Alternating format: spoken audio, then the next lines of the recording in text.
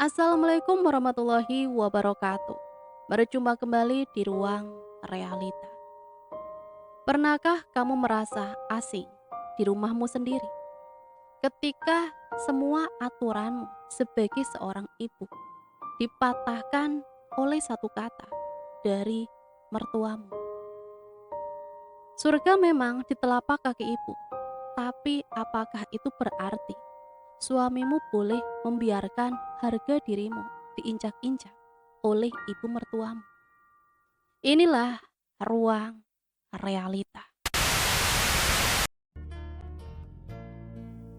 Sore hari yang mendung di sebuah perumahan baru di daerah Colomadu, Solo.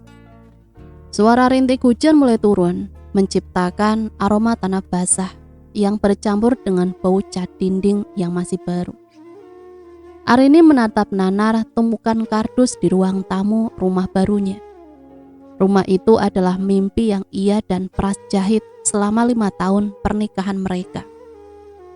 Setiap rupiah yang disisihkan dari gaji lembur Pras dan usaha catering kecil-kecilannya kini mewujud dalam bangunan tipe 45 dengan cat putih bersih. Arini membayangkan ia akan menjadi ratu di sini, mengatur setiap sudutnya dengan seleranya sendiri. Namun bayangan indah itu buyar saat sebuah mobil travel berhenti di depan pagar.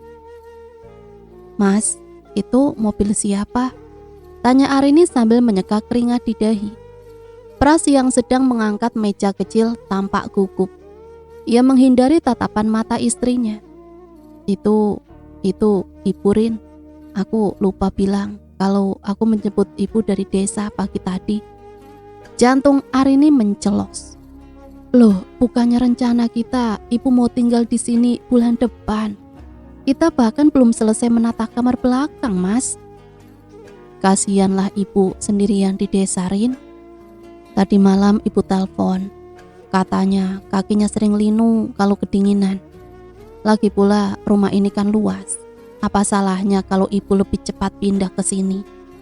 Pras menjawab sambil bergegas menuju mobil travel.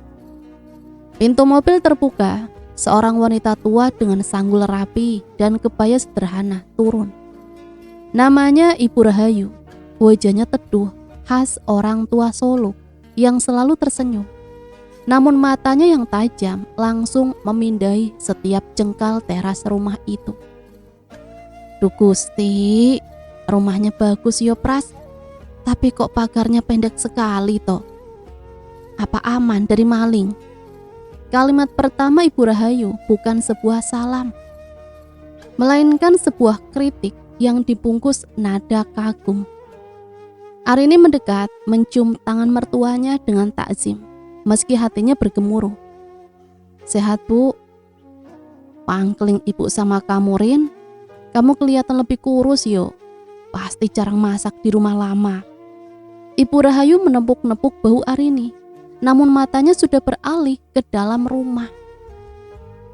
Baru 5 menit menginjakkan kaki, Ibu Rahayu langsung menuju dapur. Jantung dari kekuasaan Arini. Arini mengikuti dari belakang. Ibu Rahayu membuka lemari kabinet dapur yang baru saja dipasang Arini minggu lalu. Rin, kenapa letak kompornya menghadap ke barat toh? Di desa, kompor itu bagusnya menghadap ke arah matahari terbit, biar rezekinya lancar. Nanti minta tolong Pras, dipindahkan yo. Tapi Bu, ini instalasi gasnya sudah tertanam di dinding. Kalau dipindah harus bongkar lagi. Jawab Arini pelan, berusaha menjaga suaranya agar tetap halus. Ibu Rahayu hanya tersenyum tipis, senyum yang memaksa. Kamu itu anak kecil yang tidak tahu apa-apa. Ya sudah, kalau memang tidak bisa. Tapi besok biar ibu yang tata letak piring dan pancinya. Ibu lebih hafal mana yang sering dipakai daripada kamu yang sibuk kerja. Malam itu Arini duduk di tepi tempat tidur, sementara Pras sudah tertidur lelap karena kelelahan. Dari balik pintu kamar, ia masih mendengar suara gesekan benda di dapur. Ibu Rahayu sedang membongkar kardus peralatan dapur milik Arini di jam 1 pagi. Arini menyadari satu hal, rumah ini mungkin miliknya dan Pras secara hukum. Tapi di dapur itu, ia baru saja menyadari bahwa ia bukan satu-satunya penguasa. Pertempuran dingin baru saja dimulai di bawah atap yang bahkan catnya belum kering. Pagi hari yang cerah namun kerah. Sinar matahari masuk melalui jendela dapur, memperlihatkan debu-debu halus yang terbang di udara. Suara dentingan spatula dan penggorengan terdengar nyaring memecah keheningan pagi. Arini terbangun dengan perasaan berat. Harusnya ini adalah pagi pertama ia menyiapkan sarapan untuk suaminya di dapur impian mereka. Ia sudah membayangkan akan membuat nasi liwet sederhana. Namun saat ia melangkah ke dapur, pemandangan di depannya membuatnya terpaku di ambang pintu. Dapur yang kemarin sore ia tata dengan rapi, kini telah berubah total. Ibu Rahayu sedang berdiri di depan kompor dengan daster batiknya. Di sekelilingnya, toples-toples bumbu yang tadinya tertata estetik di rak kayu, kini berpindah ke bawah, dekat dengan lantai. Rak atas yang sulit dijangkau Ibu Rahayu sekarang diisi dengan barang-barang yang menurut Arini tidak penting, seperti tumpukan koran bekas dan plastik kresek. Pagi Rin, sudah bangun. Ini ibu tadi habis menata ulang sedikit, biar gampang. Ambil garam sama gulanya, gak usah cinjit-cinjit, ucap Ibu Rahayu tanpa menoleh. Tangannya lincah, menggoreng sesuatu. Arini mendekat, mencoba menahan getaran di suaranya. Bu, tapi Arini kan sudah beli rak khusus, biar bumbunya gak kena debu di bawah. Kalau ditaruh di situ, nanti kena cipratan minyak juga, Bu. Ibu Arini berhenti mengaduk. Ia berbalik dengan senyum yang sangat tenang. Jenis senyum yang membuat lawan bicaranya serasa bersalah karena telah protes. Rin, dapur itu bukan cuma buat dipajang biar cantik kayak di majalah. Dapur itu buat kerja. Kalau ditaruh tinggi-tinggi begitu, nanti kalau ibu butuh pas kamu kerja, ibu harus manggil-manggil Pras. Kasihan suamimu, sudah capek kerja, jangan diganggu urusan dapur. Arini terdiam. Kalimat Ibu Rahayu selalu membawa nama Pras sebagai tameng. Seolah-olah apapun yang dilakukan Arini adalah beban bagi suaminya. Arini mencoba mencari spatula kesayangannya di laci bawah. Tapi laci itu kosong. Spatula yang gagang kayu di mana ya, Bu? Oh itu, tadi ibu cuci, terus ibu simpan di gudang belakang. Kepanjangan Rin, susah pakainya. Ibu pakai spatula besi punya ibu saja yang dibawa dari desa. Lebih mantap buat goreng. Arini membuka tempat sampah. Di sana, ia melihat spons cuci piring barunya sudah dibuang. Diganti dengan sabut kelapa kasar yang dibawa mertuanya. Rasanya dadanya sesak. Hal-hal kecil ini, spatula, spons, letak garam, adalah kedaulatan yang sedang dirampas darinya secara perlahan. Pras muncul dengan wajah segar setelah mandi, mencium aroma masakan. Wah, masak apa ini? Bumbunya sampai kamar, mantap. Ibu Rahayu tersenyum lebar. Ini ibu buatkan sambal goreng krecek kesukaanmu. Arini tadi baru bangun, jadi ibu duluan yang ke dapur. Pras menepuk bahu Arini. Tuh kan Rin, enak ada ibu, kamu gak usah repot-repot masak pagi-pagi. Bisa lebih santai, dandan buat ke kantor. Arini hanya bisa tersenyum kaku. Di meja makan yang sempit itu, ia duduk melihat suaminya makan dengan lahap masakan ibunya. Arini merasa seperti tamu di rumahnya sendiri. Ia melihat ke arah dapur. Garis teritorial telah ditarik. Ibu Rahayu telah menancapkan benderanya di sana.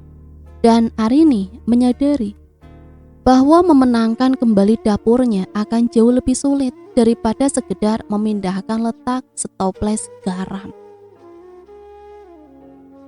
Sore hari di akhir pekan, udara Solo terasa gerah setelah hujan singkat. Di ruang tengah, suara televisi menyiarkan berita sore. Sementara di dapur, uap panas mengepul dari sebuah panci besar.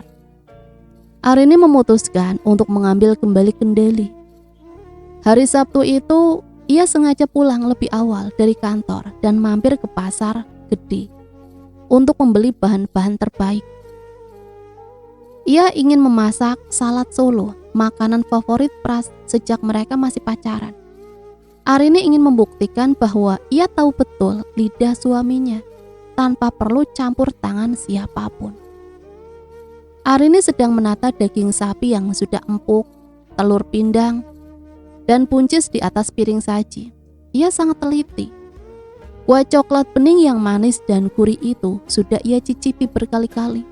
Rasanya pas, persis seperti yang sering mereka nikmati di warung langganan mereka dulu. Namun saat ia hendak menuangkan kuah, sebuah bayangan muncul di sampingnya.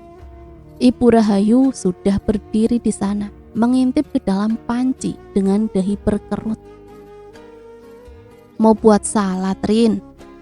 tanya Ibu Rahayu, suaranya halus namun nadanya skeptis. "Iya Bu, kesukaan Mas Pras." Ibu Rahayu mengambil sendok bersih. Tanpa izin, ia menciduk sedikit kuah dari panci dan mencicipinya. Ia terdiam sejenak, lalu mengecapkan lidah. "Rin, salad itu kuncinya di pala sama cengkehnya. Ini kok kayaknya kurang berani bumbunya, terlalu encer. Pras ini seleranya persis almarhum bapak, sukanya yang bumbunya mantap." Arini menarik nafas panjang. "Ini resep yang biasanya Arini buat dan Mas Pras suka, Bu." "Ya mungkin karena Pras gak enak hati, mau bilang kalau kurang pas. Sini Ibu tambahkan bumbu sedikit lagi, biar lebih nendang rasanya." "Gak usah Bu, nanti rasanya malah berubah jadi kayak semur." Suara Arini naik 1 oktav, ia sudah tidak tahan. Ibu Rahayu tertegun, ia meletakkan ulekan dengan perlahan, lalu menunduk. Wajahnya tiba-tiba berubah menjadi sangat sedih. Sebuah transformasi yang luar biasa cepat. "Ya sudahlah, Ibu kan cuma mau bantu. Ibu lupa kalau sekarang Ibu ini cuma numpang di sini. Ibu nggak berhak ikut campur dapurmu lagi." Tepat saat itu, Pras masuk ke dapur karena mendengar suara tinggi Arini. Ia melihat istrinya yang tampak marah dan ibunya yang berdiri lesu dengan mata berkaca-kaca. "Ada apa ini? Kok ribut-ribut sampai depan?" tanya Pras, wajahnya tampak lelah dan bingung. "Ini Le, Arini mau masak salad. Ibu cuma mau bantu biar bumbunya lebih pas. Tapi Arini bilang Ibu gak usah ikut campur," ucap Ibu Rahayu dengan suara bergetar, seolah-olah ia baru saja dibentak dengan kasar. Pras menatap Arini dengan tatapan kecewa. "Rin, Ibu itu cuma mau bantu. Kenapa harus keras-keras bicaranya sih? Beliau ini orang tua kita." Arini hanya bisa mematung. Salad Solo yang ia buat dengan penuh cinta kini terasa hambar di matanya. Saat Pras kemudian mencicipi masakan yang sudah diperbaiki oleh ibunya dan memujinya setinggi langit, Arini menyadari bahwa di rumah ini kebenaran bukan milik siapa yang benar, tapi milik siapa yang paling pandai mengambil hati. Ia meletakkan celemeknya, berjalan keluar dapur dan membiarkan mereka berdua menikmati kemenangan di atas piring yang seharusnya menjadi miliknya. Pagi hari di awal bulan, suasana biasanya ceria karena hari gajian. Namun di rumah ini, udara justru terasa berat. Pras duduk di meja makan dengan beberapa lembar uang di tangannya. Sementara Ibu Rahayu sibuk mencatat sesuatu di buku kecil. Gajian bagi Arini bukan lagi momen kebebasan. Dulu ia dan Pras selalu duduk berdua, membagi amplop untuk cicilan rumah, listrik, dan tabungan. Namun sejak Ibu Rahayu datang, ritual itu berubah. Ibu Rahayu meyakinkan Pras bahwa sebagai orang tua yang sudah makan asam garam, ia lebih tahu cara mengelola uang dapur agar tidak bocor untuk hal-hal yang tidak perlu. Arini baru saja selesai bersiap untuk ke kantor saat ia melihat Pras menyerahkan hampir seluruh uang belanja bulanan kepada ibunya. Ini untuk sebulan yo Bu, tolong diatur biar cukup sampai akhir bulan. Ibu Rahayu menerima uang itu dengan senyum kemenangan. Tenang saja Le, ibu sudah catat semuanya. Kalau ibu yang pegang, tidak akan ada uang yang terbuang untuk beli skincare atau kopi-kopi mahal di luar. Semua buat makan keluarga. Arini menghentikan langkahnya di dapur. Mas, kok semua dikasih ke ibu? Terus bagianku untuk beli keperluan bulanan yang biasa bagaimana? Pras menoleh, tampak tidak enak hati. Rin, kata ibu biar satu pintu saja. Kamu kalau butuh apa-apa tinggal bilang ke ibu. Biar ibu yang belikan sekalian pas ke pasar. Kan lebih hemat kalau beli grosiran. Tapi Mas, ada barang-barang yang aku lebih nyaman beli sendiri. Pembalut, sabun muka khusus, atau bahkan sekedar ingin beli cemilan kalau pulang kerja. Protes Arini, suaranya mulai bergetar karena merasa hak dasarnya dicabut. Ibu Rahayu menyahut tanpa melihat Arini. Tangannya sibuk menghitung uang. Rin, sabun muka itu yang penting bersih. Ibu dulu pakai sabun batangan saja kulitnya awet kok. Kita ini baru punya rumah, cicilan masih panjang, harus prihatin. Jangan suka memanjakan diri dengan barang bermerek. Siang harinya Arini merasa sangat haus saat pulang kerja. Ia ingin membeli segelas es kopi di pinggir jalan. Namun ia tersadar bahwa di dompetnya hanya tersisa uang transportasi. Ia harus minta pada mertuanya jika ingin sesuatu yang lain. Sore harinya saat Arini pulang, ia menemukan belanjaan pasar di dapur. Ibu Rahayu membelikan sabun mandi merek murah yang membuat kulit Arini gatal. Dan pembalut yang bukan merek biasanya ia pakai. Bu, Arini gak cocok pakai sabun ini. Kulit Arini sensitif, Bu. Duh, kamu ini kok manja sekali, Rin. Dicoba dulu. Orang zaman dulu saja pakai apa adanya kok. Gak apa-apa kok. Kalau kamu boros terus, kapan tabungan Pras bisa buat renovasi dapur? Jawab Ibu Rahayu sambil terus mencuci piring. Malam itu Arini terpaksa meminta uang pada Pras secara diam-diam di dalam kamar. Mas, aku butuh uang. Sabun yang dibeli ibu bikin kulitku merah-merah. Pras menghela nafas panjang, tampak terbebani.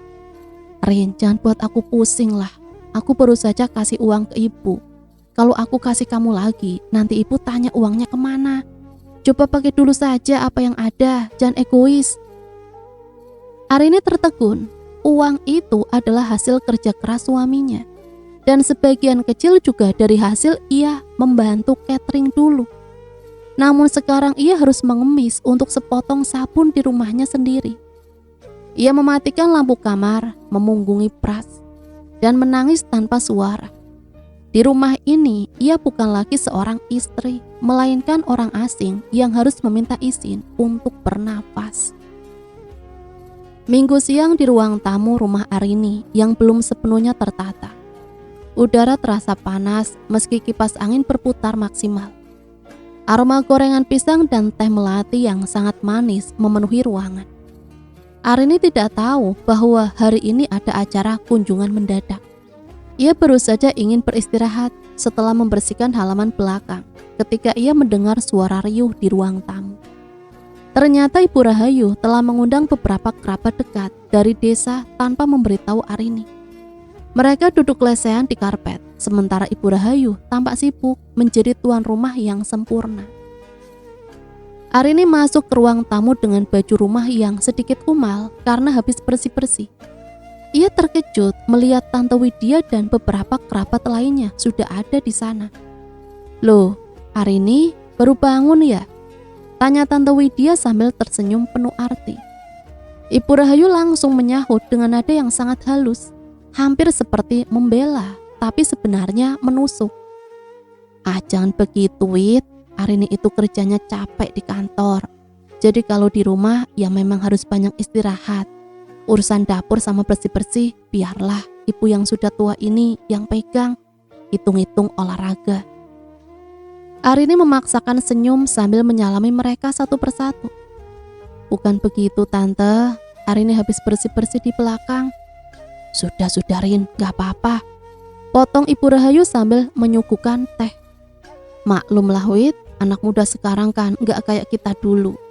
Kalau kita dulu subuh sudah di pasar, jam 7 rumah sudah resik. Kalau Arini kan beda, masaknya saja kadang lewat HP. Nanti makanannya datang sendiri diantar motor.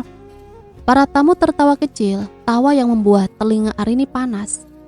Tapi Arini pinter yo Mbak Rahayu, bisa beli rumah sebagus ini di Solo loh, puji salah satu kerabat. Ibu Rahayu menghela nafas panjang, lalu berbisik, namun cukup keras untuk didengar Arini. Yo alhamdulillah, tapi yo itu, saya kadang kasihan sama Pras. Pulang kerja capek, masih harus bantu-bantu nyapu karena istrinya gak sempet. Namanya juga rumah tangga modern, yang penting suaminya sabar. Arini berdiri di dapur, tangannya gemetar saat menuangkan air panas. Ia ingin berteriak bahwa rumah ini dibayar dengan keringatnya juga. Bahwa ia bangun jam 5 pagi setiap hari untuk menyiapkan keperluan Pras sebelum Ibu Rahayu terbangun.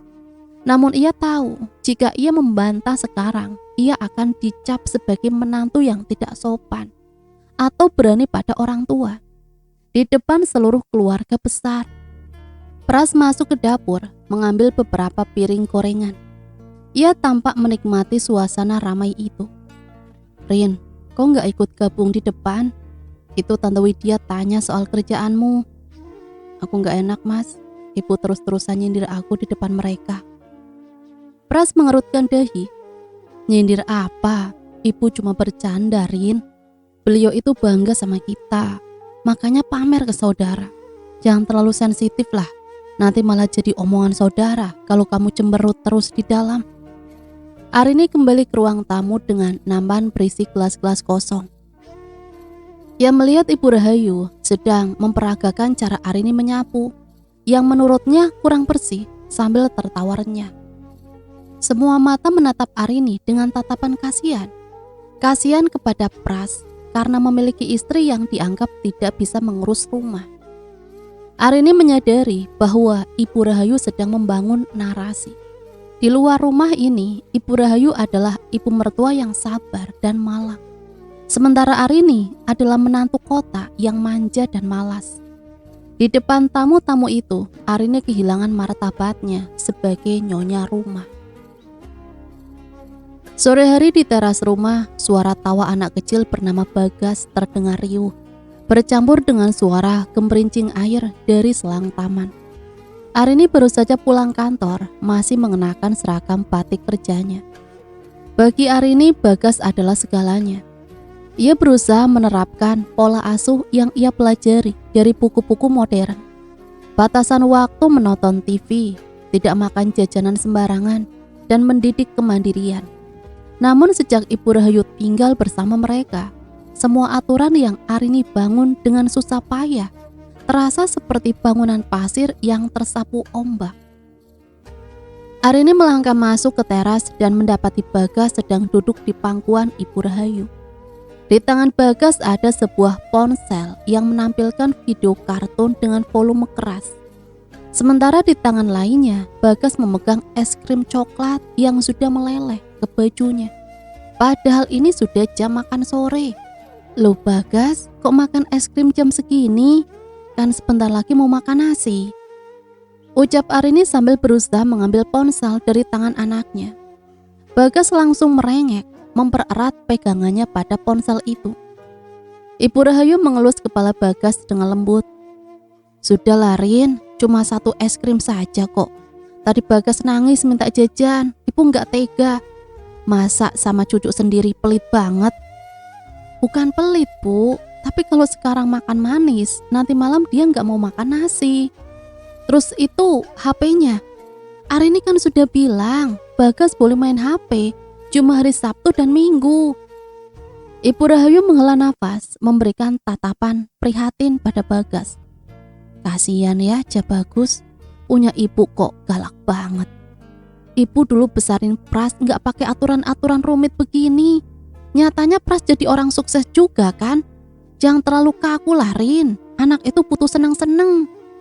Arini tetap mengambil ponsel itu. Bagas meledak dalam tangisan kencang, berguling-guling di lantai teras. Bukannya membantu menenangkan dengan cara Arini, Ibu Rahayu justru menggendong Bagas dan membawanya masuk ke dalam sambil bergumam cukup keras. Sini sama Simba saja, di sini nggak ada yang galak. Simba punya permen lagi di dalam kamar. Arini mematung di teras. Ia merasa otoritasnya sebagai ibu telah dirampas sepenuhnya.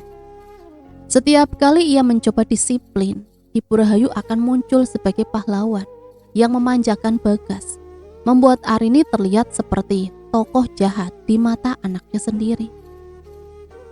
Pras pulang tepat saat suara tangis Bagas mereda di dalam kamar Ibu Rahayu. Ada apa lagi sih Rin? Kok Bagas nangisnya kenceng banget sampai depan? Aku cuma mau disiplinin dia mas, tapi ibu selalu memanjakan dia dengan HP dan permen. Setiap aku gak ada, aku jadi gak punya wibawa di depan anak sendiri. Pras memijat pelipisnya. Rin, ibu itu sayang sama cucunya. Beliau cuma mau kasih perhatian yang mungkin gak sempat kita kasih karena sibuk kerja. Jangan dianggap persaingan lah. Kasihan ibu kalau kamu protes terus. Malam itu Bagas menolak makan nasi buatan Arini dan terus memanggil-manggil simbahnya. Arini duduk di meja makan sendirian, menatap piring nasi yang mendingin. Di kamar sebelah ia mendengar tawa Ibu Rahayu dan Bagas. Arini menyadari Ibu Rahayu tidak hanya mengambil alih dapurnya, tapi sekarang juga sedang mengambil hati anaknya. Ia merasa seperti orang asing yang tak lagi memiliki suara di rumahnya sendiri. Larut malam di dalam kamar utama, suara kipas angin berderit pelan, mengisi keheningan yang canggung. Pras sedang berbaring sambil menatap layar ponselnya. Sementara Arini duduk di tepi tempat tidur, membelakangi suaminya. Kamar tidur seharusnya menjadi benteng terakhir Arini. Satu-satunya tempat di mana ia bisa menjadi dirinya sendiri tanpa pengawasan mata tajam Ibu Rahayu. Namun akhir-akhir ini aroma minyak kayu putih milik mertuanya seolah merembas masuk ke celah pintu, mengingatkannya bahwa ia tidak pernah benar-benar berdua dengan suaminya. Arini mencoba memulai percakapan. Ia ingin mengeluarkan beban yang menyumbat dadanya selama seminggu terakhir. Ia menoleh perlahan ke arah Pras. Mas, bisa kita bicara sebentar tanpa ada ibu? Pras tidak langsung menjawab, ia menghela nafas panjang. Sebuah tanda bahwa ia sudah tahu kemana arah pembicaraan ini. Dan ia tidak menyukainya. Rin, aku baru saja mau tidur. Aku capek banget habis lembur. Aku juga capek mas. Aku capek merasa jadi orang asing di rumahku sendiri. Tadi sore, ibu memindahkan semua tanaman hias di teras yang aku tanam susah payah. Katanya bahwa sialah. Kamu diam saja melihatnya. Pras meletakkan ponselnya, wajahnya tampak sangat tertekan. Ya terus, aku harus bagaimana Rin? Marah-marah sama ibu. Beliau itu sudah tua, sudah sensitif. Cuma soal tanaman saja, jangan dibesar-besarkan lah. Ini bukan cuma soal tanaman mas. Ini soal harga diriku. Ibu mengatur dapur, mengatur uang belanja, bahkan sekarang mengatur bagaimana aku harus bicara sama anakku sendiri. Kapan kamu mau bicara tegas sama ibu? Tegas bagaimana? Kamu mau aku jadi anak durhaka? Surga itu di telapak kaki ibu Rin. Aku gak mau kualat. Kamu kan tahu perjuangan ibu membesarkanku sendirian sejak bapak meninggal. Kamu tinggal sabar sedikit aja. Apa susahnya sih? Sabar ada batasnya mas. Aku istrimu, bukan pembantu yang harus nurut apa semua kemauan ibumu. Aku butuh kamu di pihakku, sekali saja mas. Aku gak mau memihak siapa-siapa. Aku mau rumah ini tenang. Pras membentak lalu membalikkan badan, menutupi seluruh tubuhnya dengan selimut. Sudah jangan dibahas lagi, besok aku harus bangun pagi. Menjelang maghrib di dapur yang penuh uap, suara azan terdengar sayup-sayup dari masjid terdekat. Suasana yang biasanya syahdu berubah menjadi kepanikan luar biasa. Arini sedang mencuci tangan di wastafel kamar mandi ketika ia mencium bau gosong yang sangat menyengat. Awalnya ia mengira itu hanya sampah yang dibakar tetangga. Namun aroma itu semakin tajam, diikuti dengan suara letupan kecil dari arah dapur. Arini berlari secepat kilat.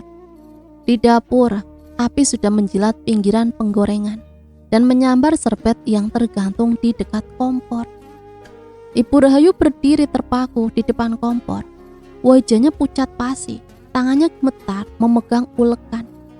Ternyata ia mencoba memperbaiki sambal goreng buatan Arini yang dianggap kurang bumbu. Namun ia meninggalkan kompor dengan api besar untuk mengambil sesuatu di kamarnya. "Ibu, minggir bu!" Dengan sigap Arini mengambil kain basah dan menutup penggorengan itu hingga api padam. Asap hitam memenuhi ruangan, menyisakan bau hangus yang menyesakkan dada.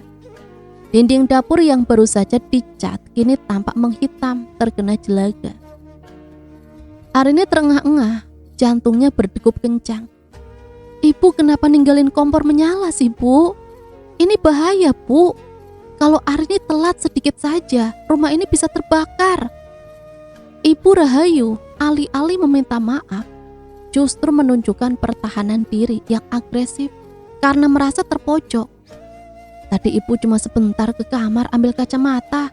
Lagian itu apinya besar karena kamu pakai kompor modern yang aneh ini. Ibu nggak terbiasa. Kenapa sih kamu taruh serbet di dekat-dekat situ?" "Arini nggak naruh serbet di situ bu. Ibu yang memindahkannya tadi pagi." Rasa takut Arini berubah menjadi kemarahan yang meluap-luap. Pras berlari masuk setelah mendengar teriakan. Ia melihat dapur yang berantakan, asap yang masih mengepul, dan ibu yang mulai menangis terisak-isak sambil memegang dadanya.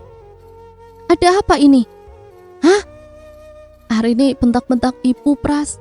"Ibu cuma mau memasakkan kamu sambal, tapi ibu malah disalahkan. Ibu hampir pingsan karena asap, tapi Arini malah teriak-teriak," ucap Ibu Rahayu dengan suara yang sangat lemah, seolah-olah dialah korban utamanya. Pras menoleh ke arah Arini dengan tatapan tajam. "Rin, kamu lihat ibu sampai gemetaran begini. Kamu gak bisa bicara pelan-pelan. Ibu itu orang tua, gak sengaja." "Mas, ibu hampir membakar rumah kita. Aku teriak karena panik," bela Arini. Namun ia melihat Pras sudah sibuk memapah ibunya ke ruang tengah tanpa mempedulikan penjelasan Arini. Arini berdiri sendirian di dapur yang hitam dan bau hangus. Ia melihat serbet yang terbakar, serbet yang merupakan hadiah pernikahan dari ibunya sendiri. Di ruang tengah ia mendengar Pras menghibur ibunya, memberikan air minum, dan justru menyalahkan Arini karena tidak mengawasi orang tua dengan benar. Malam itu Arini membersihkan sisa-sisa jelaga di dinding dapur dengan air mata yang terus mengalir. Ia menyadari sebuah realita yang menampar, di mana Pras, keselamatan fisik rumah, dan kebenaran fakta tidak lebih penting daripada perasaan ibunya. Arini merasa benar-benar kalah. Siang hari yang bising, ruang tamu yang biasanya tenang kini penuh dengan tas-tas besar plastik resek, berisi kerupuk dari desa, dan suara tawa yang memenuhi ruangan.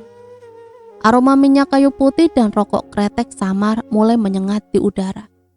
Arini baru saja pulang dari kantor dengan harapan bisa beristirahat setelah insiden kebakaran dapur kemarin. Namun saat membuka pintu pagar, ia menemukan beberapa pasang sendal jepit asing berjajar di teras. Jantungnya berdegup kencang, bukan karena takut, tapi karena lelah yang amat sangat. Ia tahu ini bukan sekedar kunjungan singkat. Di ruang tamu ada Pak D dan Bude dari desa, lengkap dengan 2 anak kecil yang sedang berlarian sambil memakan biskuit. Ibu Rahayu duduk di tengah mereka, bercerita dengan semangat seolah ia adalah pemilik rumah yang baru saja memenangkan lotre. "Loh, Arini baru pulang. Ini Pak D sama Bude mau menginap di sini beberapa minggu. Katanya kangen sama ibu dan mau jalan-jalan ke Solo," ucap Ibu Rahayu dengan nada santai tanpa merasa perlu meminta izin. Arini mencoba menarik Pras ke arah dapur untuk bicara secara pribadi. Mas, kok kamu gak bilang Pak De sama Bude mau datang? Apalagi sampai berminggu-minggu. Pras tampak tidak enak hati, tapi tetap membela diri. Aku juga baru tahu tadi siang, Rin, ibu yang telepon mereka. Yuk masa aku tolak? Mereka kan saudara jauh-jauh dari desa. Kamu kan tahu ibu senang sekali kalau ada teman bicara. Tapi Mas, rumah kita cuma ada 2 kamar. Kamar belakang itu buat gudang dan belum ada kasurnya. Terus mereka tidur di mana? Ibu bilang Pak De sama Bude tidur di kamar kita saja. Nanti kita tidur di ruang tengah pakai kasur lantai. Jawab Pras dengan enteng. Darah Arini seolah mendidih. Kamar tidurnya, satu-satunya ruang privasi yang tersisa, ini pun harus diserahkan. Selama beberapa minggu ke depan, ia harus mengantri kamar mandi dengan banyak orang. Tidak bisa berpakaian santai di rumah sendiri. Dan harus menanggung biaya makan yang melonjak tanpa diskusi sebelumnya. Saat makan malam, suasana semakin memanas. Bude mengomentari Arini yang kurang gesit melayani tamu. Rin, ini sambalnya habis, tolong buatkan lagi yo. Oh ya, Ibu Rahayu cerita, kamu jarang masak yo sekarang. Kasihan lo Pras, kalau pulang kerja makanya makanan beli terus. Malam itu Arini terpaksa menggelar kasur tipis di lantai ruang tengah, tepat di bawah kipas angin yang berisik. Dari dalam kamarnya sendiri, ia mendengar suara tawa Ibu Rahayu dan saudara-saudaranya yang sedang asik mengobrol hingga larut malam. Arini menatap langit-langit ruang tengah. Ia merasa rumah ini bukan lagi tempat tinggal, melainkan pengungsian di mana ia adalah orang yang paling tidak diinginkan kehadirannya. Rasa muak mulai mengalahkan rasa sabarnya. Pagi hari yang sunyi di dapur, tidak ada suara dentingan spatula. Tidak ada aroma nasi goreng, hanya ada suara jarum jam yang terdengar jelas di ruang tengah.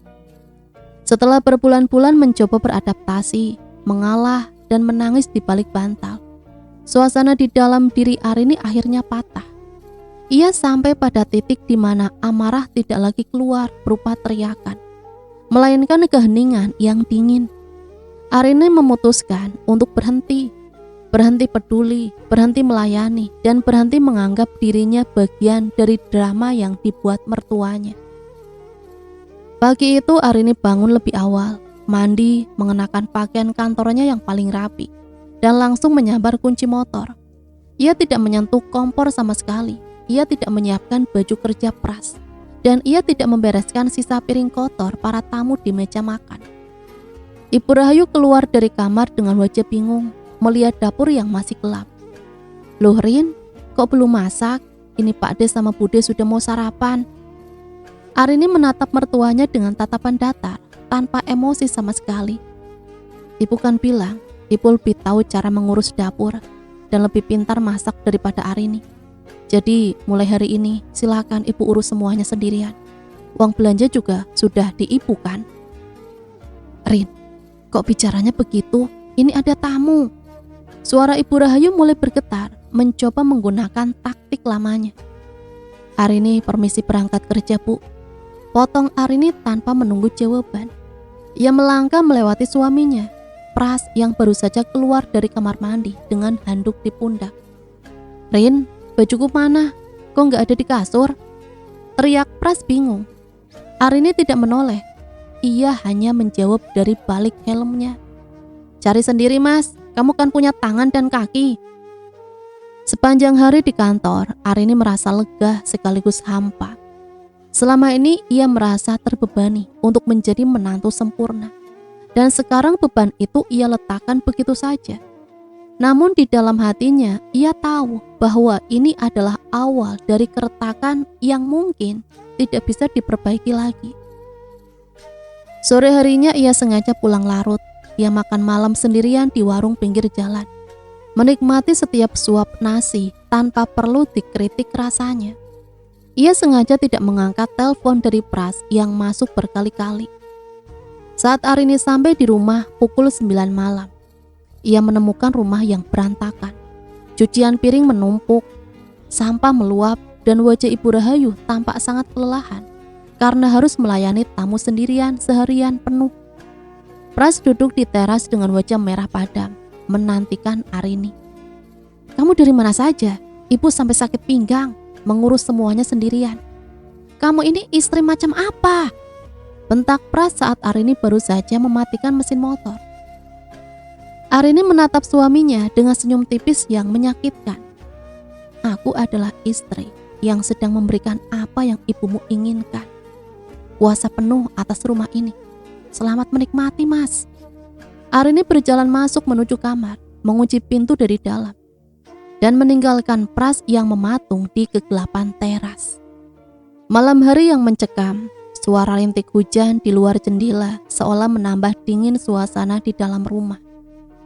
Lampu dapur yang biasanya terang kini dibiarkan mati, menciptakan siluet benda-benda yang tampak asing. Boikot Arini membawa dampak yang lebih besar dari sekedar perut kosong. Rumah yang biasanya hangat dengan obrolan, meski terkadang menyakitkan, kini berubah menjadi kuburan bagi komunikasi. Tidak ada lagi sapaan di pagi hari, tidak ada lagi pertanyaan, "Mau makan apa?" Suasana menjadi begitu sunyi hingga suara denting sendok di piring terasa seperti ledakan. Ibu Rahayu mencoba bertahan dengan egonya. Ia memasak sendirian untuk Pras dan tamu-tamu lainnya. Namun tubuhnya yang sudah tua tidak bisa berbohong. Ia tampak sering memijat pinggangnya dan duduk bersandar di kursi kayu sambil mengatur nafas. Pras terjepit di tengah.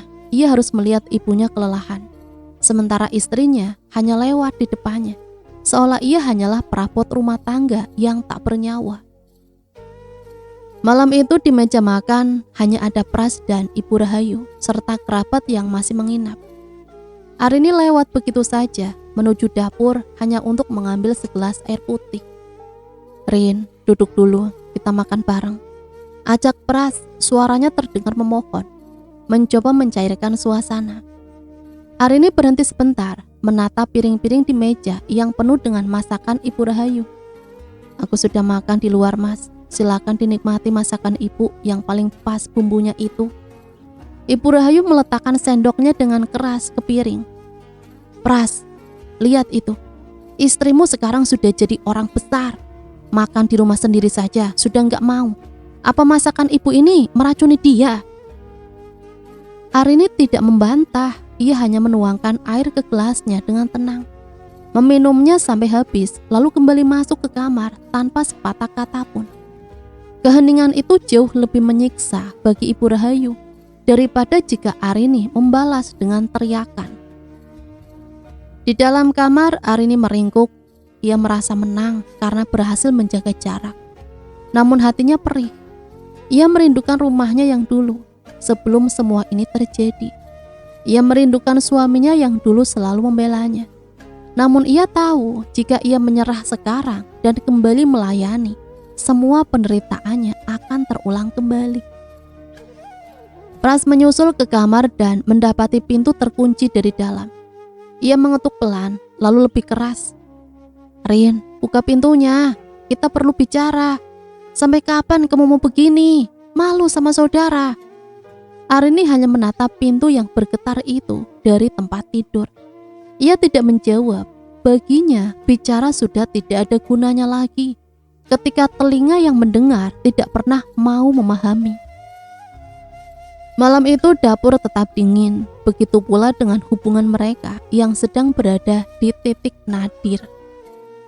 Sore hari yang mendung, lampu ruang tamu sengaja tidak dinyalakan oleh Ibu Rahayu, menciptakan suasana remang-remang yang dramatis. Suara tangis tertahan dan sesegukan kecil terdengar saat Pras melangkah masuk ke rumah. Arini belum pulang dari kantor, namun panggung sudah disiapkan. Ibu Rahayu telah menyadari bahwa boikot diam-diam yang dilakukan Arini justru membuatnya terlihat seperti pihak yang lemah dan teraniaya. Ia memutuskan untuk menggunakan senjata pamungkasnya, air mata seorang ibu yang merasa terbuang. Pras pulang dalam kondisi sangat lelah karena tekanan pekerjaan dan suasana rumah yang kacau. Saat ia membuka pintu, ia menemukan ibunya sedang duduk di kursi kayu ruang tamu, memegang dadanya yang sesak dengan air mata yang membasahi keriput wajahnya. Pak Ade dan Bude yang melihat itu hanya bisa menggelengkan kepala, memberikan tatapan seolah-olah terjadi sebuah tragedi besar. Ibu kenapa? Sakit lagi? Pras langsung berlutut di depan ibunya, panik. Ibu Rahayu hanya menggeleng lemah, suaranya parau dan bergetar. Tidak apa-apa, Le. Ibu cuma merasa sudah tidak pantas di sini. Tadi waktu kamu belum pulang. Ibu Rahayu sengaja menggantung kalimatnya, membiarkan imajinasi Pras bekerja. Tadi Arini ngapain, Bu? Pras mendesak, suaranya mulai meninggi karena emosi. Arini tidak memukul ibu, Le. Tapi tatapannya, kata-katanya tadi siang. Dia bilang, kalau bukan karena kamu, ibu sudah dia usir ke panti jompo. Dia bilang ibu ini beban yang menghabiskan uang suaminya. Ucap Ibu Rahayu sambil terisak hebat. Pras terbelalak. Arini bilang begitu? Masa Arini seberani itu, Bu? Tanya saja sama Pak Demu kalau tidak percaya. Sambung Ibu Rahayu. Pak Ade dan Bude yang sudah dipengaruhi sebelumnya hanya mengangguk setuju demi membela saudara mereka. Mungkin ibu memang harus pulang ke desa besok, biar kalian tidak cerai. Ibu lebih baik mati kedinginan di desa daripada jadi duri di rumah tangga kalian. Padahal Arini sama sekali tidak bicara dengan Ibu Rahayu hari itu. Arini bahkan tidak pulang saat jam istirahat. Fitnah itu disusun begitu rapi menggunakan kalimat-kalimat yang selama ini memang menjadi ketakutan terbesar Pras, menjadi anak durhaka. Tepat saat itu Arini membuka pintu rumah. Ia masih mengenakan helm, wajahnya tampak sangat lelah. Belum sempat ia meletakkan sepatunya, Pras sudah berdiri di depannya dengan mata merah dan urat leher yang menonjol. Keterlaluan kamu, Arini. Kalau kamu benci aku, lampiaskan padaku. Jangan hina ibuku. Arini terpaku. Ia menatap mertuanya yang masih terisak di kursi, lalu menatap suaminya. Ia melihat sorot kebencian yang belum pernah ia lihat sebelumnya dari mata Pras. Arini menyadari penjelasan apapun sekarang hanya akan dianggap sebagai kebohongan. Fitnah itu telah meresap lebih dalam dari kebenaran manapun. Malam hari yang terasa sangat panas di dalam kamar utama. Suara detak jam dinding seolah berdentum mengikuti detak jantung Arini yang kencang. Setelah bentakan Pras di depan para tamu dan mertua, Arini tidak menangis. Air matanya seolah sudah kering, menguap oleh rasa marah yang sudah berubah menjadi tekad dingin. Ia menyadari bahwa di rumah ini suaranya telah mati. Kebenaran tidak lagi memiliki ruang di telinga suaminya yang telah dibutakan oleh pengabdian yang salah kaprah. Arini menarik sebuah koper besar dari atas lemari. Suara gesekan koper dengan lantai terdengar nyaring di keheningan malam. Ia mulai memasukkan pakaian-pakaiannya ke dalam koper dengan gerakan yang sangat tenang.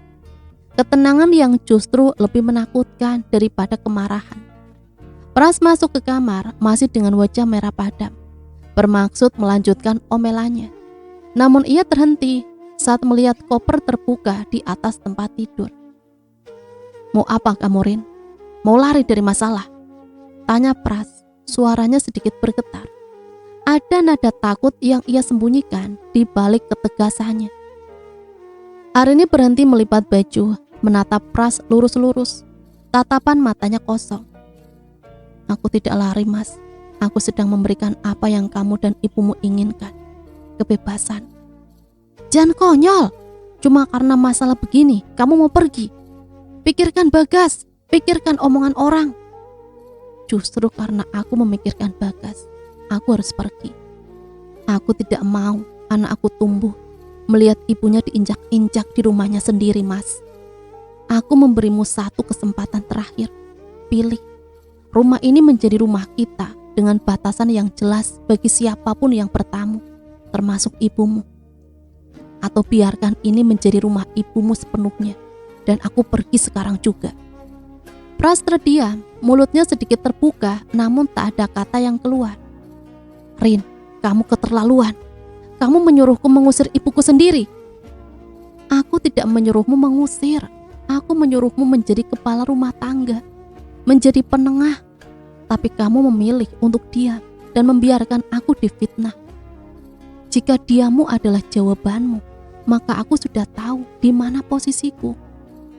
Arini menutup resleting kopernya. Ia menenteng kopernya melewati Pras yang masih mematung dan melangkah keluar kamar. Di ruang tamu, Ibu Rahayu mengintip dari balik pintu kamar belakang dengan tatapan yang sulit diartikan. Antara puas karena berhasil mengusir saingannya, namun juga takut melihat koper yang dibawa Arini. Malam itu Arini tidak menoleh lagi.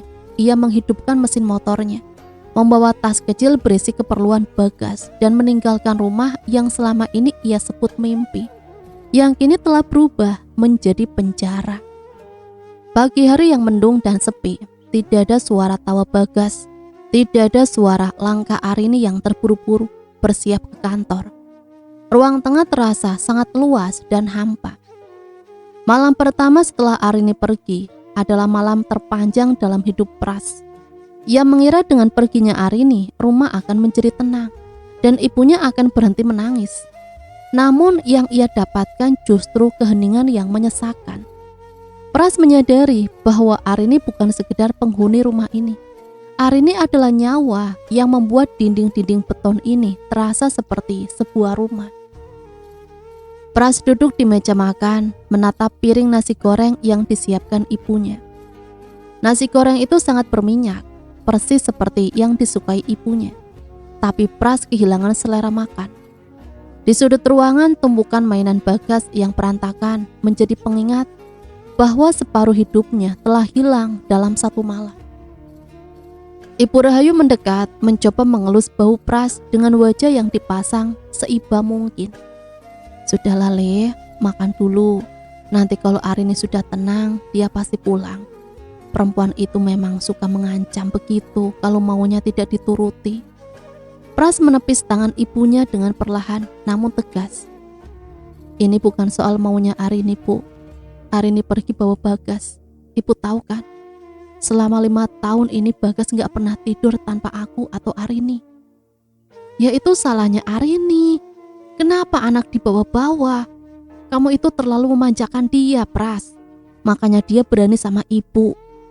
Saut Ibu Rahayu, suaranya mulai meninggi karena merasa otoritasnya digugat. Ibu. Pras menatap ibunya dengan mata yang lelah dan berkaca-kaca. Apakah ibu senang sekarang? Arini sudah pergi. Ibu sudah menang. Dapur ini punya ibu. Uang belanja punya ibu. Tapi lihat rumah ini, Bu. Rumah ini mati. Ibu Rahayu tertegun. Ia mulai menggunakan taktik lamanya lagi. Oh, jadi sekarang kamu menyalahkan ibu. Kamu mau mengusir ibu juga supaya Arini pulang. Silahkan, Pras. Ibu lebih baik mati di jalan daripada jadi beban buat anak sendiri. Untuk pertama kalinya, Pras tidak langsung membujuk ibunya. Ia hanya menatap ibunya datar. Ibu selalu bilang begitu setiap kali aku mencoba bicara benar. Ibu selalu mengancam akan pergi atau mati. Tapi ibu gak pernah mikir gimana rasanya aku yang harus menanggung semua ini sendirian, Bu. Pras bangkit dari meja makan, meninggalkan sarapannya yang utuh. Ia mengambil kunci mobil dan berangkat kerja tanpa pamit. Di sepanjang jalan menuju kantor, pikirannya hanya tertuju pada satu hal. Wajah Bagas yang menangis saat dibawa Arini semalam. Pras menyadari sebuah kenyataan pahit. Selama ini ia bukan sedang berbakti, ia sedang menjadi pengecut yang takut menghadapi kenyataan bahwa ibunya sendiri adalah perusak kebahagiaannya. Namun apakah masih ada jalan pulang setelah ia membiarkan istrinya dihina begitu dalam? Sore hari yang damai di teras rumah joglo tua di pinggiran Klaten. Suara jangkrik mulai terdengar dan aroma kayu jati serta kebun jati yang basah memberikan kontras yang sangat besar dengan kekakuan rumah di Solo. Klaten hanya berjarak 1 jam dari Solo. Namun bagi Arini, perjalanan semalam terasa seperti menyeberangi lautan yang tak berujung. Di rumah orang tuanya yang sederhana ini, tidak ada lagi pertempuran dapur. Hanya ada suara ibu Arini yang sedang menumbuk padi di kejauhan, dan ayahnya yang sibuk membersihkan sangkar burung. Namun ketenangan itu justru membuat luka di hati Arini semakin terasa berdenyut. Arini duduk di kursi rotan tua, menatap Bagas yang sedang asik bermain tanah dengan kakeknya. Wajah Arini tampak pucat, matanya sembab karena kurang tidur. Ibunya, seorang wanita desa yang bersahaja, mendekat membawa secangkir teh hangat dan sepiring singkong rebus. "Rin, sudah jangan ditekuk terus wajahnya, kasihan Bagas. Dia juga ikut diam sejak semalam," ucap ibunya pelan, duduk di samping Arini. Arini menoleh, air matanya jatuh tanpa tertahan lagi. "Bu, apakah Arini salah? Apakah Arini menantu yang durhaka karena meninggalkan rumah?" Ibunya mengusap rambut Arini dengan lembut. "Dok, di dunia ini ada yang namanya sabar, tapi ada juga yang namanya menjaga harga diri. Kalau dapurmu sudah tidak bisa berasap karena hatimu yang dingin, untuk apa dipaksakan? Ibu tidak akan menyuruhmu pulang kalau Pras sendiri belum sadar apa yang hilang dari hidupnya. Tapi Pras bilang surga itu di telapak kaki ibunya, Bu." Arini merasa seperti orang jahat yang memisahkan anak dari ibunya. Surga anak laki-laki memang pada ibunya, tapi tanggung jawab suami adalah melindungi kehormatan istrinya. Kalau dia tidak bisa melakukan itu, dia belum sepenuhnya menjadi laki-laki. Saut ayah Rini yang tiba-tiba mendekat, suaranya berat dan penuh wibawa. Malam harinya Arini menatap ponselnya. Ada puluhan panggilan tak terjawab dari Pras. Ia ingin mengangkatnya, ia merindukan suaminya. Tapi setiap kali ia teringat wajah Ibu Rahayu yang menangis palsu dan bentakan Pras, tangannya kembali gemetar. Arini menyadari satu hal. Ia tidak akan pulang hanya untuk menjadi pembantu yang tidak diakui lagi. Ia butuh kepastian bahwa ia adalah pemilik sah hidupnya sendiri.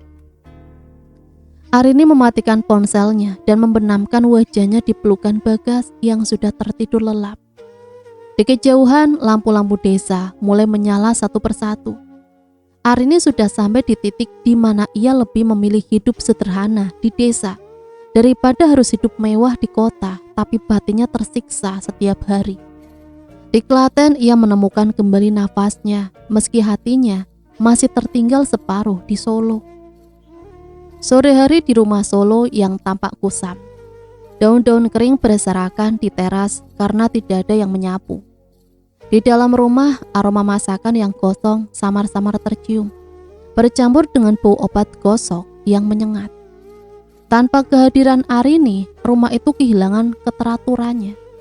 Ibu Rahayu yang tadinya begitu semangat merebut kendali, kini harus menghadapi kenyataan pahit. Mengurus rumah tangga tipe 45 sendirian bukanlah hal mudah bagi tubuh yang sudah berkepala 6.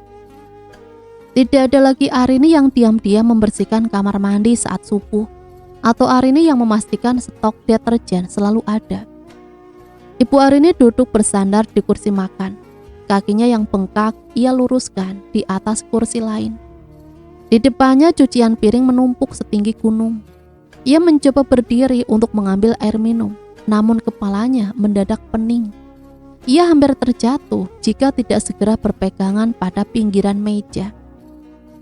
Pras pulang kerja lebih larut dari biasanya. Wajahnya kusam, bajunya kusut karena tidak ada yang menyetrika. Ia masuk ke rumah dan menemukan ibunya sedang memijat keningnya sambil meringis kesakitan. "Ibu, kenapa belum tidur?" tanya Pras. Suaranya terdengar datar, hampir tanpa emosi. "Duh Le, ibu pusing sekali. Pinggang ibu rasanya mau patah." Tadi habis nyuci baju-baju Pak Demo, terus masak juga. Keluh Ibu Rahayu dengan nada manja yang biasanya berhasil membuat Pras panik. Namun kali ini Pras hanya menatap tumpukan piring kotor itu. Kenapa Ibu paksa? Kan bisa tunggu besok. Ya kalau tidak Ibu kerjakan, siapa lagi? Istrimu itu loh, tega sekali meninggalkan Ibu yang sudah tua begini sendirian. Dia benar-benar mau membunuh Ibu secara halus. Ucap Ibu Rahayu mencoba memancing amarah Pras terhadap Arini. Pras menarik nafas panjang. Ia mengambil piring kotor dan mulai mencucinya sendiri. Arini gak membunuh Ibu. Kita yang mengusir dia, Bu. Sekarang Ibu lihat sendiri kan. Ibu bilang Arini malas. Tapi nyatanya tanpa dia, Ibu sakit-sakitan. Aku juga gak tenang kerja karena kepikiran rumah yang berantakan. Kamu sekarang membela dia lagi. Suara Ibu Rahayu meninggi, meski gemetar. Aku gak membela siapa-siapa, Bu. Aku cuma capek. Aku kangen Bagas. Aku kangen istriku. Teriak Pras frustasi, membanting spons cuci piring ke bak cuci. Rumah ini seperti neraka sejak mereka pergi, Bu. Malam itu Ibu Rahayu terdiam di kamarnya. Ia mendengar suara isak tangis Pras dari ruang tengah. Untuk pertama kalinya ia merasa takut. Takut jika egonya telah benar-benar menghancurkan hidup anak laki-lakinya. Di rumah yang sunyi itu, Ibu Rahayu menyadari bahwa kemenangan yang ia raih di dapur adalah kemenangan yang semu. Sebuah kemenangan yang justru membawanya pada kesepian yang paling dalam. Subuh yang dingin dan berkabut, Pras berdiri di depan pagar rumah di Solo, memanaskan mesin mobil. Suara mesin yang menderu pelan terasa membelah kesunyian komplek yang masih tertidur. 3 hari tanpa Arini dan Bagas terasa seperti 3 tahun bagi Pras. Rumah itu kini tidak lebih dari sekedar bangunan semen yang lembab dan berbau obat gosok.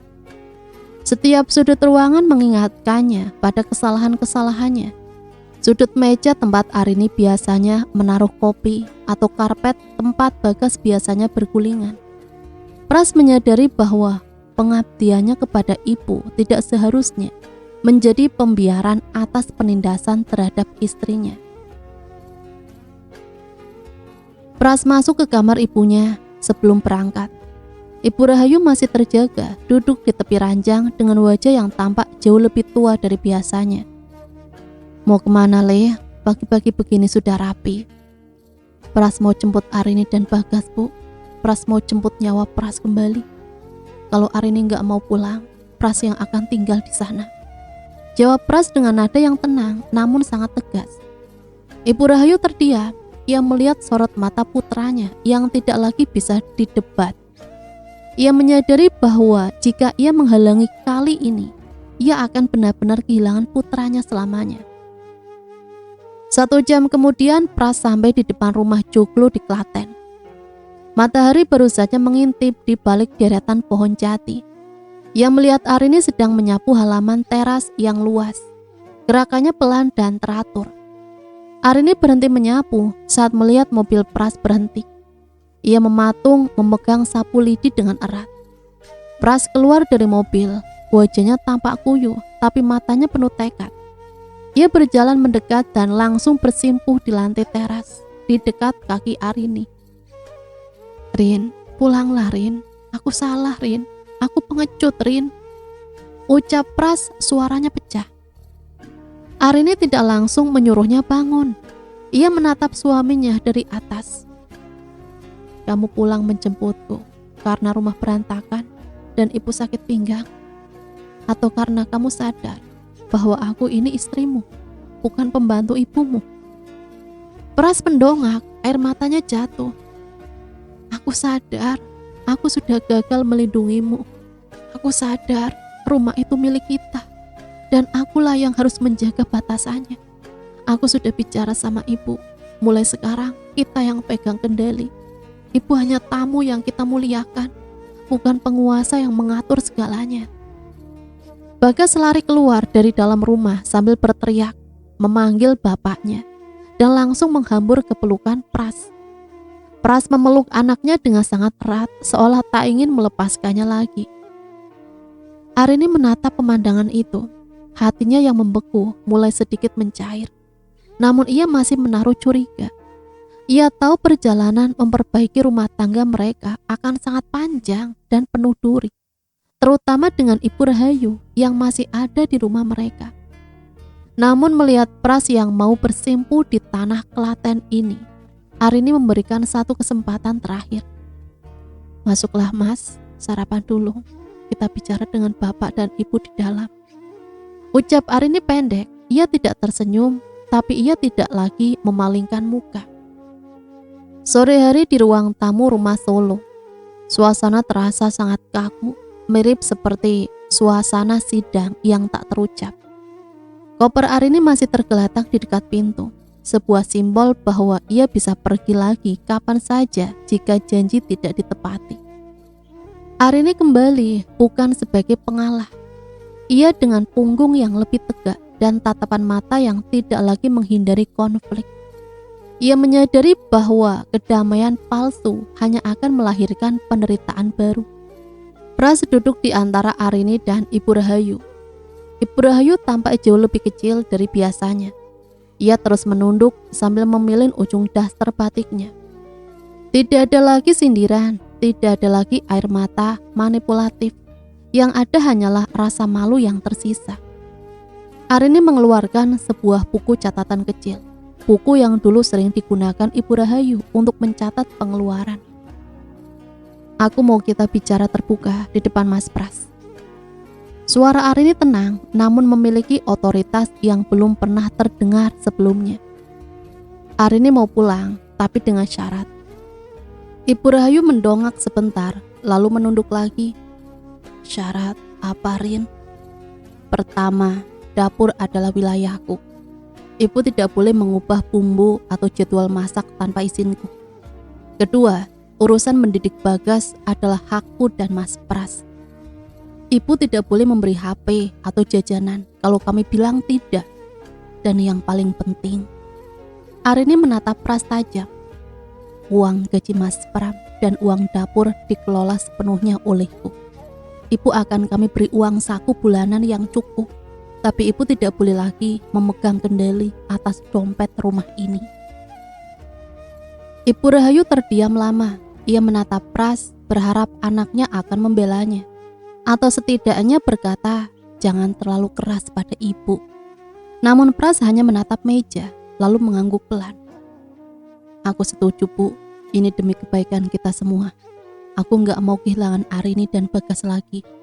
Kalau ibu keberatan, Pras akan carikan kontrakan kecil yang dekat dari sini, supaya ibu bisa tinggal lebih tenang tanpa terganggu aturan kami," ucap Pras dengan suara berat. Kata kontrakan itu seperti petir bagi Ibu Rahayu. Itu adalah peringatan halus bahwa ia adalah tamu, dan kedudukannya tidak lagi tak tersentuh.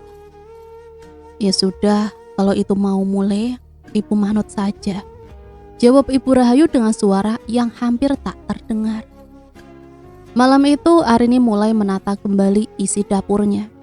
Ia membuang bumbu-bumbu yang sudah kadaluarsa dan menata kembali piring-piring pada tempat semula.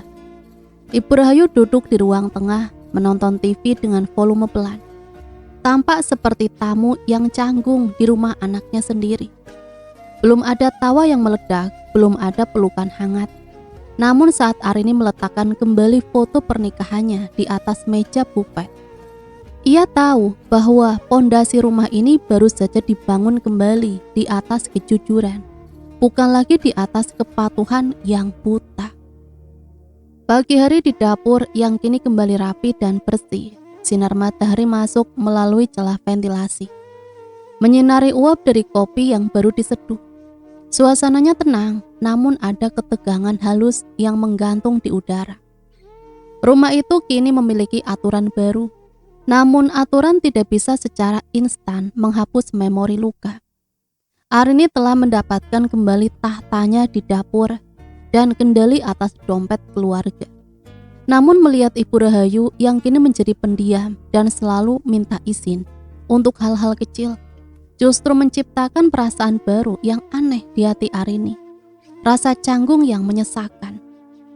Arini sedang memotong sayuran untuk sarapan ketika Ibu Rahayu masuk ke dapur. Biasanya Ibu Rahayu akan langsung mengkritik cara memotong atau jenis sayurannya. Namun kali ini ia berdiri di ambang pintu dapur, ragu-ragu. "Rin, Ibu boleh ambil air putih?" tanya Ibu Rahayu dengan suara yang sangat pelan. Arini menghentikan pisaunya sejenak. "Ya ampun Bu, ambil saja, nggak perlu tanya. Ini kan rumah Ibu juga." "Ibu takut salah lagi nanti." Pras masuk ke dapur, mencoba mencairkan suasana dengan menggendong Bagas. "Wah, baunya enak sekali. Masak apa hari ini sayang?" "Oseng kacang panjang sama ayam goreng Mas," jawab Arini, mencoba memberikan senyum tipis. Pras menoleh ke ibunya. "Bu, nanti sore kita ajak Bagas jalan-jalan ke taman kota yuk. Ibu ikut ya." Ibu Rahayu hanya menggeleng kecil. "Nggak usah Le, Ibu di rumah saja. Ibu mau istirahat, nanti Ibu malah jadi beban kalau di sana." Ada rasa pedih yang muncul di hati Pras dan Arini. Kemenangan Arini membuat Ibu Rahayu kehilangan kepercayaan diri sepenuhnya. Malam harinya Arini melihat Pras sedang melamun di teras. "Mas, apa aku terlalu keras sama Ibu?" Pras menarik nafas panjang. "Enggak Rin, kamu benar soal aturan ini. Tapi mungkin kita semua belum terbiasa dengan suasana baru ini. Ibu harus belajar jadi mertua dan aku harus belajar jadi penengah yang lebih baik." Arini menyadari bahwa perang sudah usai. Namun masa rekonstruksi justru jauh lebih sulit. Membangun rumah tangga bukan hanya soal siapa yang memegang kunci dompet, tapi soal bagaimana tetap memuliakan orang tua tanpa harus kehilangan diri sendiri. Mereka kini hidup dalam sebuah gencatan senjata yang rapuh, menunggu waktu untuk menyembuhkan semua kecanggungan itu. 6 bulan telah berlalu sejak insiden di Klaten. Rumah itu tidak lagi menjadi medan tempur, namun juga tidak kembali seperti dulu, saat semuanya tampak baik-baik saja. Ada kedewasaan baru yang tumbuh dari puing-puing pertengkaran. Arini belajar bahwa ketegasan adalah bentuk cinta pada diri sendiri. Dan Pras belajar bahwa menjadi suami berarti menjadi pelindung, bukan sekedar perdamaian yang bisu. Arini keluar membawa nampan berisi air hangat dan pisang goreng. Ia melihat Ibu Rahayu sedang duduk di kursi kayu, membantu Bagas memasangkan tali sepatunya.